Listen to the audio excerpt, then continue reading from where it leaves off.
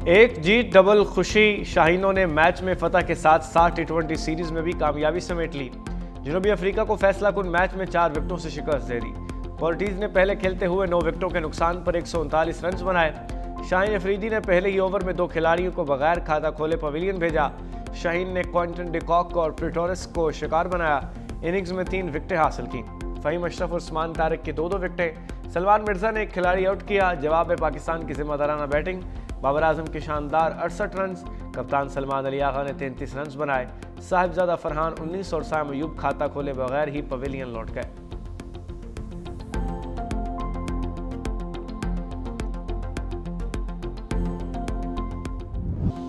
Cricket के king का जबरदस्त कमबैक। बाबर आजम की जनूबी अफ्रीका के खिलाफ शानदार 68 रन की इनिंग्स। फैसलाकुन मैच में जिम्मेदाराना बैटिंग करते हुए 9 चौके भी लगाए।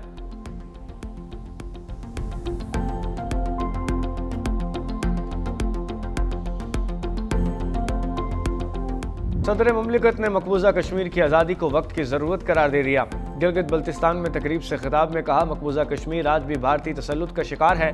आलमी बरादरी अक़वाम मुत्तहिदा की करारदादों के मुताबिक मसला कश्मीर हल कराए।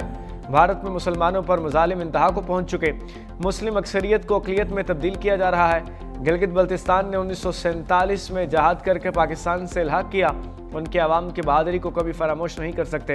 जंग आज़ादी में कुर्बानी देने वाले शोहदा को सलाम पेश करता हूँ। यहाँ के अवाम को तलीम और सेहत की सहूलतें मिलनी चाहिए। गिलगित बल्तिस्तान की अपनी एयरलाइन होनी चाहिए। वज़ीर आला गिलगित बल्तिस्तान हाजी गुलबर खान ने कहा कि कलमे की बुनियाद पर पाकिस्तान के साथ इल्हाक किया। जीबी को मरकजी धारे में शामिल करने से आवाम का दरीना ख्वाब पूरा होगा और हमारे अज़ली दुश्मन भारत की साजिशें खाक में मिल जाएंगी। गिलगित बल्तिस्तान ने 78वीं जश्न आज़ादी की पुरवकार तकरीब। सदर आसिफ अली जरदारी को बतौर मेहमान खुसूसी शिरकत। परेड का मुआयना भी किया गया।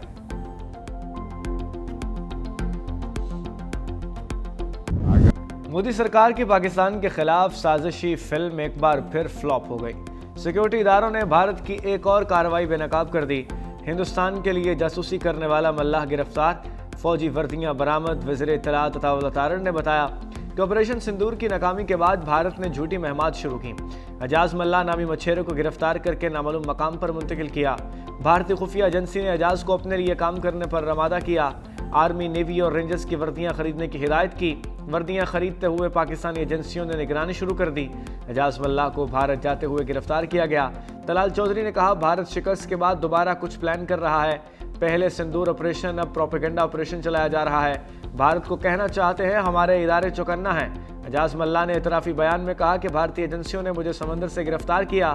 मुझे कहा गया हमारे लिए काम करो या जेल में रहो। मुझे पाक फौज की वर्दियां, मोबाइल सिम्स और फ़ोन बिल्स भी दिए। एजाज मल्लाह और भारतीय हैंडलर्स की गुफ्तगू रिलीज कर दी गई। कब्जे से वर्दियां, सिम कार्ड्स, पाकिस्तानी करेंसी और दीगर अशिया बरामद।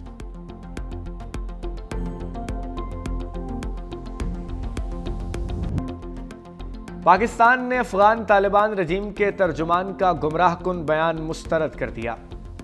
वजारत इत्तलात का कहना है कि इस्तांबुल मुज़ाकरात से मुतालिक हकाइक को तोड़ मरोड़ कर पेश किया गया है। पाकिस्तान ने अफगान सरजमीन पर मौजूद दहशतगर्दों की गिरफ्तारी का मुतालबा किया। अफगान फरीक के दावे पर पाकिस्तान ने फौरी तौर पर तहवील की पेशकश की। पाकिस्तान के खिलाफ गलत बयानी नाकाबिल कबूल है।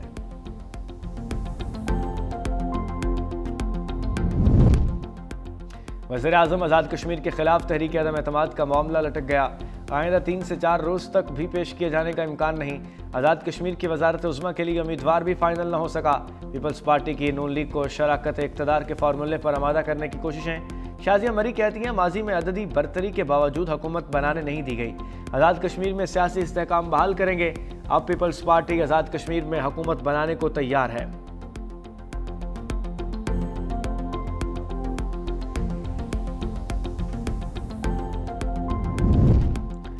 जाती उम्रा में शरीफ बरादरान की बैठक। वज़ीर आज़म शहबाज शरीफ की नवाज शरीफ से मुलाकात। मुल्क की सियासी सूरत हाल, मुआशी सूरत हाल पर भी गुफ्तगू।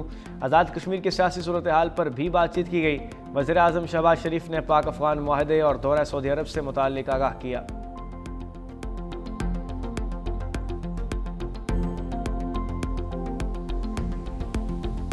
जो बस सरकारी नहीं है, जो मौलवी साहब मुलाजिम नहीं है सरकार का, तुम किस मत में उसको 25,000 दे रहे हो? सिवाय जमीन खरीदने के तुम्हारा और कोई धंधा नहीं है? हर वक्त ये सोचते हो कि मुल्ला की ज़मीन को कैसे खरीदा जाए। मस्जिद में तुम्हें हमारे राय के मुताबिक खुतबा देना होगा। कहते हैं सऊदी अरब में ऐसा हो रहा है, अमारात में ऐसा हो रहा है, कुवैत में ऐसा हो रहा है। ओ बाबा, फिर बादशाहत लाओ ना, फिर जमहूरियत ख़त्म करो। एक मौलवी के लिए वो मिसाल बनता है, निज़ाम के लिए नहीं। मौलाना फजलुर रहमान की हुकूमत को मुल्क गिर तहरीक की वार्निंग। मुल्तान में कन्वेंशन से खिताब में कहा, वज़ीर आज़म से औक़ाफ़ के कानून पर बात की। पूरा कानून शरीयत के ख़िलाफ़ है। कानून बनाकर औक़ाफ़ की मलकियत को कब्ज़े में लिया जा रहा है। मस्जिद सरकारी नहीं, किस मद में इमाम को पैसे दिए जा रहे हैं। दीनी मदारिस के ख़िलाफ़ मनफी प्रोपेगेंडा किया जा रहा है। एजेंडे का मकसद नौजवान नस्ल को मुश्तइल करना है। हमें धमकी देते हैं फोर्थ शेड्यूल में डाल देंगे। भाड़ में जाए फोर्थ शेड्यूल, हमें मजबूर ना करो। मदारिस और मस्जिद की हुर्मत के लिए इस्लामाबाद आने में 24 घंटे लगेंगे।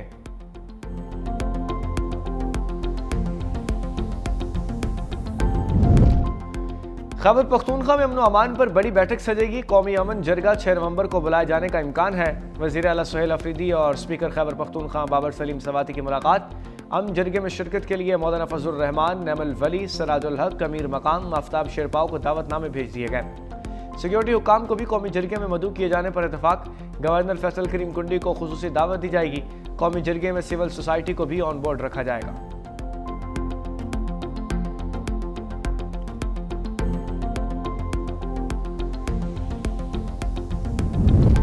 वज़ीर आला खैबर पख्तूनख्वा सुहेल अफरीदी की टीम तैयार। काबीना अरकान के महकमों का बाज़ाब्ता एलामिया जारी। मिना खान अफरीदी वज़ीर बल्दियात मुकर्रर। अरशद अयूब वज़ीर इब्तदाई और सानवी तालीम। मुजम्मिल असलम मुशीर ख़जाना होंगे। फजल शकुल खान वज़ीर public health engineering. Doctor Amjad Ali वज़ीर हाउसिंग और आफ्ताब आलम अफरीदी वज़ीर कानून होंगे। सैयद फ़खर जहान वज़ीर एक्साइज, रियाज खान वज़ीर आबपाशी, खालिकुर रहमान वज़ीर सेहत, फैसल खान तरकई वज़ीर मेहनत मुकर्रर। ताज मोहम्मद तरन मशीर खेल, शफ़ीउल्लाह जान मुआविन खुसूसी बराए इत्तलात होंगे।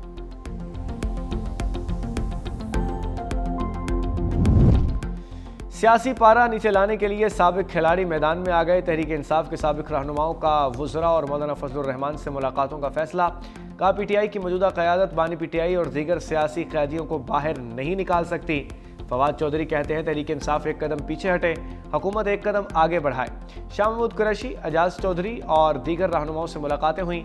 पीटीआई की क़यादत ने सियासी कैदियों को बाहर लाने की कोशिश की तायद की। सियासी दर्जा हरारत कम होगा तो ही मुल्क आगे बढ़ सकेगा।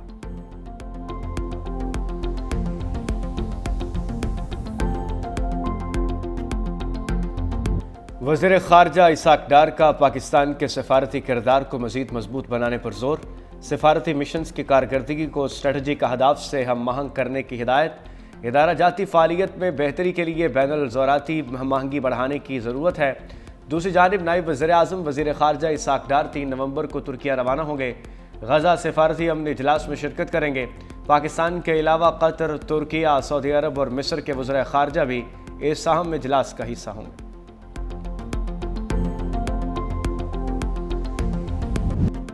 इलेक्शन कमीशन के लिए बल्दियाती कवानीन में बार बार तब्दीली चैलेंज बन गई। मुकामी हुकूमतों के निज़ाम को तहफ़्फ़ुज़ देने के लिए आइन में तरमीम की सिफारिश। आर्टिकल 140A के शिक 3 के इजाफे की तजवीज़।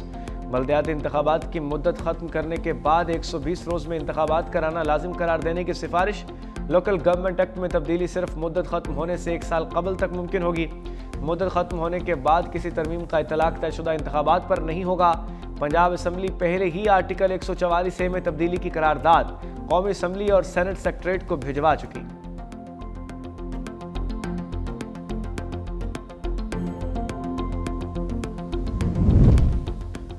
FBI हदफ से बहुत पीछे। जुलाई से अक्टूबर 270 अरब रुपए के शॉर्टफॉल का सामना। 4109 अरब हदफ के मुकाबले में 3840 अरब रुपए का टैक्स जमा। FBI ने इस मुद्दत के दौरान 205 अरब के रिफंड्स भी जारी किए। अक्टूबर के दौरान 70 अरब रुपए कम टैक्स जमा हुआ।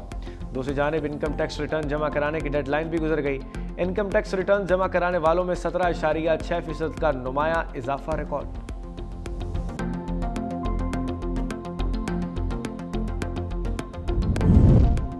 सीनियर वजीर सिंध शर्जील जनाब मेमन की टंडोजाम में हल्के के आवाम से मुलाकात। शहरियों के मसाइल हल करने के लिए मौके पर अहकाम जारी किए।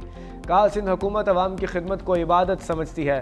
पीपल्स पार्टी का नस्बुलैन हमेशा अवाम की फलाह बहबूद, तरक्की और खुशहाली पर रहा है। कुदरती आफात हों, मुआशी दबाव या समाजी मसाइल, हुकूमत किसी भी मुश्किल वक्त में आवाम को अकेला नहीं छोड़ेगी।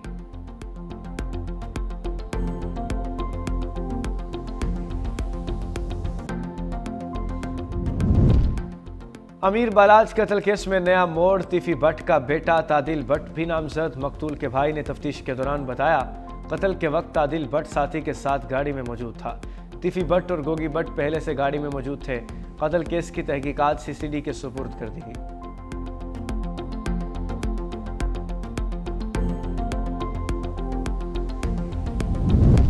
गजा में इसराइली फौज की अमन मुआहदे की खिलाफ वर्जियाँ, मजीद 3 फ़लस्तीनियों को शहीद कर दिया। हमास ने मजीद 3 यरगमालियों की लाशें इसराइल के हवाले कर दी। शनाख्ती अमल के बाद इसराइली हुकाम का कहना है कि लाशों के बाक़ियात इसराइली यरगमालियों से मैच नहीं करते।